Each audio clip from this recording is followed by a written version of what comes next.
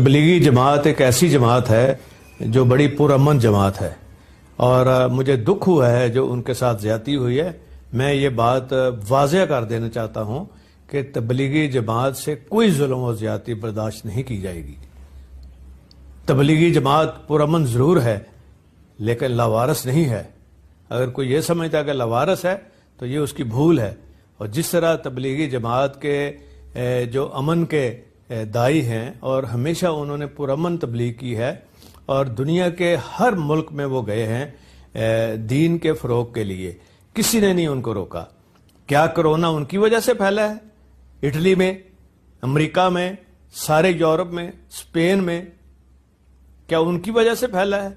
ये इनको समझना चाहिए, अकल के अंधों को। और जिस तरह पुलिस ने बाहर से आए हुए जो लोग हैं तबलीग के लिए उनको मारा है, वो हाथ जोड़ते रहे हैं, उनको हथकड़ियां लगाई गई हैं, उनसे ज्यादती की गई है, उनको थानों में बंद कर दिया गया है।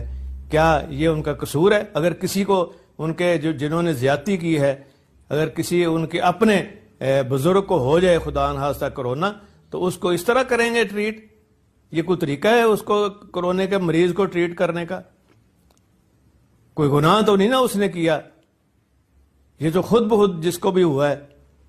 तो मैं ये कहता हूं, कल मैंने चीफ मिनिस्टर साहब से खास तौर पे बात की थी, उन्होंने कोशिश जरूर की है लेकिन मुझे दुख है कि अमल नहीं हुआ।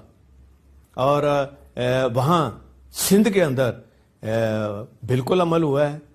मैंने उनका नोटिफिकेशन जो आईजी सिंध ने किया है वो भी इन तक पहुंचाया है, लेकिन अमल कुछ और हुआ है। ये लम्हा फिक्रिया है।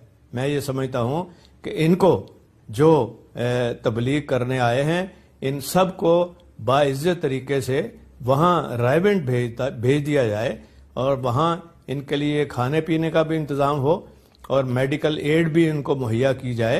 ये पुरअमन लोग हैं और इनके साथ ये जो ज्यादती हुई है और माफ़ी मांगी